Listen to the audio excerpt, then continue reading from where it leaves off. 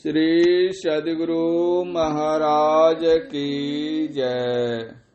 पूज्यपाद महर्षि संत सेवी परमहंस जी महाराज का प्रवचन माया की प्रबलता। इस प्रवचन का दूसरा अंतिम भाग। नारद जी के मन में अहंकार आ गया कि हमने कामदेव को जीत लिया। भगवान ने देखा कि हमारे भक्त के मन में अहंकार का अंकुर निकल आया है। अगर कहीं वृक्ष रूप धारण कर ले, फूलने फलने लग जाए तो ठीक नहीं है, इसलिए अंकुर को ही तोड़ देना अच्छा है। तो भगवान ने लीला रची, एक माया की नगरी बसाई। उस माया की नगरी में एक राजा था। नारद मुनि जी उसी माया की नगरी से जा रहे थे। उन्होंने देखा कि नगर बहुत ही सुसज्जित है। राजा के यहाँ नारद मुनि जाते हैं। राजा देखते हैं कि हमारे यहाँ मुनि जी आ गए हैं। राजा ने उनका बड़ा आदर सत्कार किया। राजा को एक लड़की थी जो विवाह के योग्य हो गई थी। राजा ने अपनी लड़की को बुलाया और कहा मुनि जी, हमारी लड़की का जड़ा हाथ देखिए, इसकी शादी कहाँ होगी, कैसे वर के साथ होगी।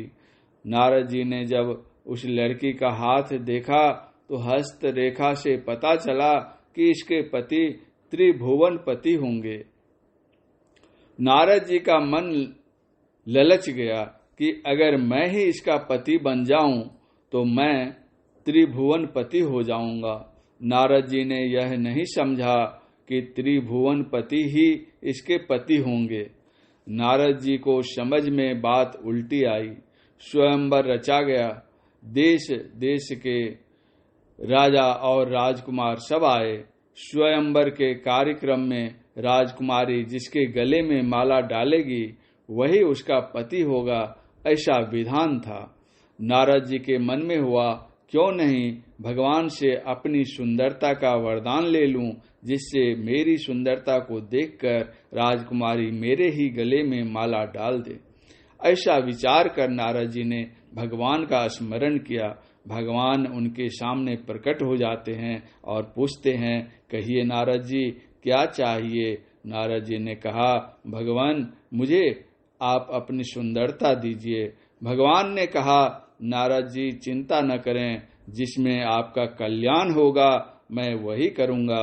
भगवान ने नारद जी का शरीर तो बना दिया सुंदर, परंतु मुंह बना दिया बंदर के जैसा। नारद जी अपने शरीर की सुंदरता को देखकर बड़े प्रसन्न हुए और जहां राजा महाराजा और राजकुमार सब बैठे हुए थे उन्हीं के बीच में जाकर बैठ गए।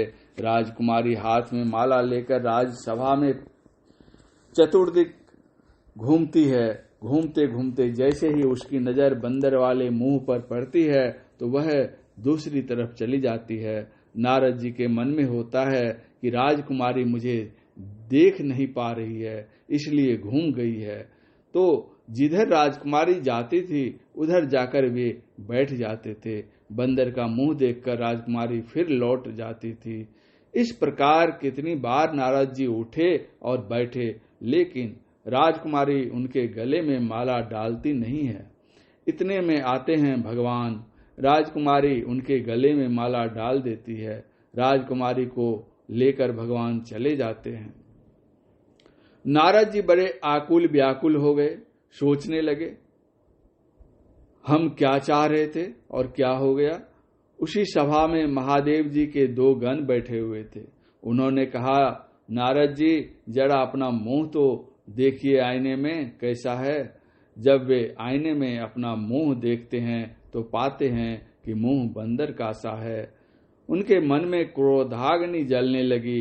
वे सोचने लगे कि भगवान ने मेरे साथ छल किया, आशीर्वाद मांगा सुंदरता का और दे दिया बंदर का सा मुंह। क्रोध से आग बबूला होकर वहां से चल पड़े।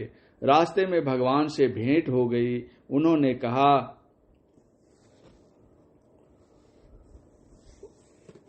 उन्होंने देखा कि भगवान राजकुमारी को लेकर जा रहे हैं। अब तो और क्रोध दुगुनी हो गई, मानो आग में घी डाल दिया गया हो।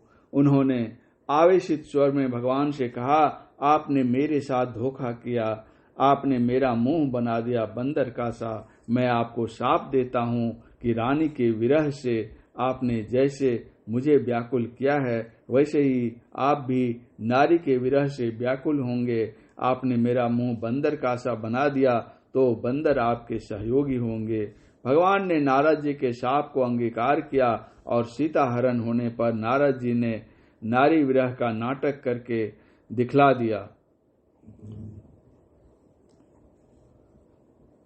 साथ ही लंका पर विजय पाने के लिए बानरों की सहायता ली।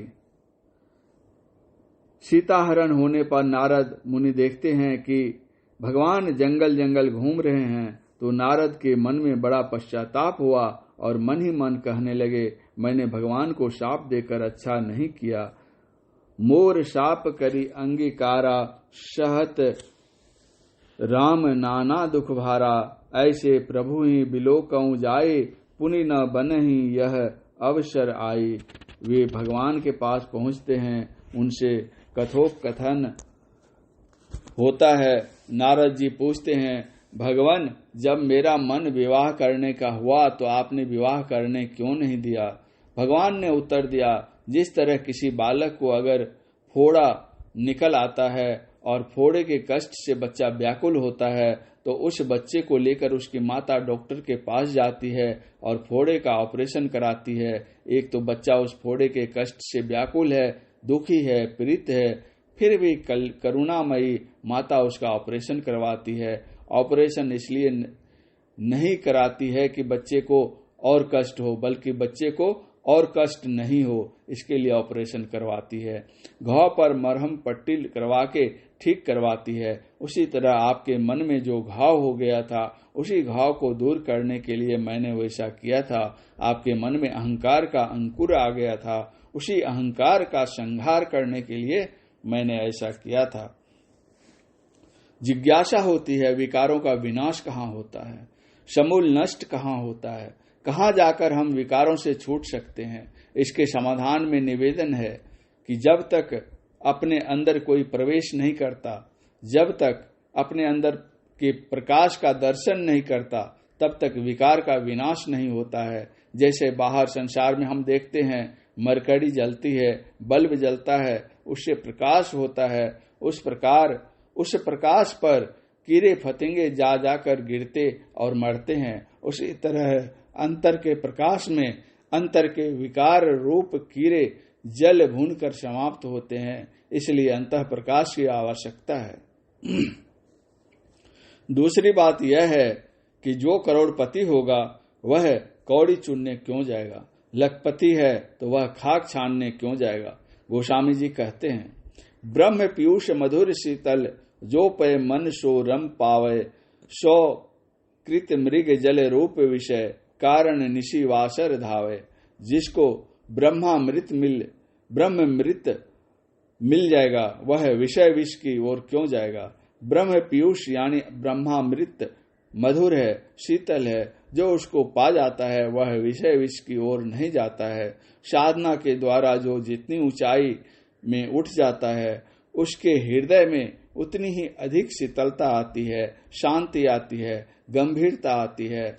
जब तक कोई ऊपर उठा हुआ नहीं है तो उसमें शांति, गंभीरता और शीतलता नहीं आती है। विचार के द्वारा थोड़ी देर के लिए वह अपने मन को नियंत्रित कर सकता है, लेकिन बराबर रोक कर रखना उसकी क्षमता से बाहर की बात हो जाती है। इसलिए संतों ने अंतर साधना पर बहुत जोर दिया है। नाद विंदु उपनिषद में लिखा है, मनोमत गजेन्द्रस्य विश्वोदान चारिण न्यामन समर्थोयं निनादो निशिता कुशः। जिस तरह मदमस्त हाथी कदली के वन में जाता है और उजार पुजार करता है, तोड़ फोड़ करता है, लेकिन जब महावत आता है, अंकुश मारता है, तो हाथी पीछे भागता है, आगे नहीं जाता। उसी तरह हमारा मन मदमस्त गजराज है और विषय की वाटिका में विचरण करता है। जो कोई आंतरिक नाद की साधना करता है, उसके लिए वह नाद अंकुश का काम करता है, वह विषयों की ओर नहीं जाने देता है। जिस तरह समुद्र की लहर तट पर जाकर समाप्त हो जाती है, जिस तरह मधुमक्खी मधु को पीती है, जब तक वह मधु नहीं पीती है तब तक गगन गुनगुनाती रहती है, और जब वह मधु के रस में लीन हो जाती है तो गुनगुनाहट उसकी छूट जाती है। उसी तरह मन जब तक अंतर्नाद में नहीं डूबता है तब तक इसमें भी गुनगुनाहट रहती है, और जब अंतर्नाद की साधना करके उसमें डूब जाता है तो इसकी भी सारी गुनगुनी बंद हो जाती है। मधुकर तो मधु के रस में लीन हो जाता है और साधक अपने अंतर रस में, ब्रह्म रस में, ब्रह्म पीयूष में तल्लीन हो जाता है। इसलिए संतों ने अंतर्नाद और अंतर ज्योति की साधना बतलाई है। जो कोई अंतर्नाद और अंतर ज्योति की साधना करते हैं, चलते चलते वे निर्गुण निराकार ब्रह्म तक पहुंचते हैं। अस्थूल सगुण साकार छूट जाता है। स्थूल सगुण साकार के बाद सूक्ष्म सगुण साकार है। सूक्ष्म सगुण साकार के बाद सूक्ष्मतर निर्गुण निराकार है। उस अवस्था को प्राप्त करके परम प्रभु परमात्मा का साक्षात्कार करके जानत तुम ही हो जाई, वह हो जाता है। फिर उसका आवागमन नहीं होता, इस संसार में आना नहीं होता। दैहिक दैविक भौतिक इन त्रितापों से जो मानव संतप्त होता रहता है, उनसे सदा के लिए वह मुक्त हो जाता है। इसलिए संतों ने विकारों से बचने के लिए उभय प्रकार के सत्संग करने के लिए कहा। नित सत्संगति करो बनाई, अंतर बाहर द्वय विधि भाई। धर्म कथा बाहर सत्संगा, अंतर सत्संग ध्यान अभंगा। बाहरी सत्संग यानी कथा प्रसंग हम करें, और आंतरिक सत्संग यानी ध्यानाभ्यास भी करें। ध्यानाभ्यास करते करते ही निर्मल निराकार निर्मोहा, नित्य निरंजन सुख संदोहा, प्रकृति पार प्रभो सब उर्वासी, ब्रह्म निरीह बिरज अविनाशी को प्राप्त कर लेंगे। तब यहाँ मोह कर कारण नाही, रवि सन्मुख तब तम कब हूँ की जाही। वहाँ मोह नहीं होता। मोह यानी अज्ञानता तो अंधकार में है। जब कोई अंतः प्रकाश आत्म प्रकाश को पा जाता है तो वहाँ मोह का कारण नहीं रह जाता। जैसे जहाँ सूर्योदय हो जाता है वहाँ अंधकार नहीं रहता है, उसी तरह जिसको आत्म प्रकाश मिल जाता है उसमें अज्ञानता नहीं रहती। जो आत्म स्वरूप का लाभ कर लेता है, परमात्मा को प्राप्त कर लेता है, तो वहाँ मोह शोक आदि कुछ भी नहीं है। गोस्वामी जी के शब्दों में हम कह सकेंगे, शोक मोह भय हर्ष दिवस निशि, वेश देश काल तह नाही। संतों ने अंतर साधना पर जोर दिया है। हम लोगों को अंतर साधना करनी चाहिए, सदाचार का पालन करना चाहिए। सदाचार के पालन में झूठ चोरी नशा हिंसा व्यभिचार 5 पापों का परित्याग है। इन 5 पापों का परित्याग जितनी मात्रा में हम करेंगे, अंतर साधना में हमें उतनी ही सफलता मिलेगी, उतने ही हम आगे बढ़ते जाएंगे। वैसे वैसे पापों से बचने की हमें क्षमता भी आएगी, शक्ति भी आएगी। यह एक दूसरे का सहायक है। शास्त्रों में लिखा है, नाविरतो दुश्चरितानां शांतो नाशमाहितः, नाशांत मानसो वापि प्रज्ञानेन माप्युनुयात्। जो पाप कर्मों से निवृत्त नहीं हुआ है, जिसकी इंद्रियां शांत नहीं है और जिसका मन असमाहित या अशांत है, वह इसे आत्मज्ञान द्वारा लाभ नहीं कर सकता है। इसलिए इन पापों से हम बचें, नित्य नियमित रूप से हम साधना करें। साथ ही गुरु कृपा भी परमावश्यक है। गुरु कृपा ही केवलम, बिना गुरु की कृपा के नहीं होगा। बिना गुरु की कृपा पाए नहीं जीवन उधारा है। महर्षि में ही पदावली।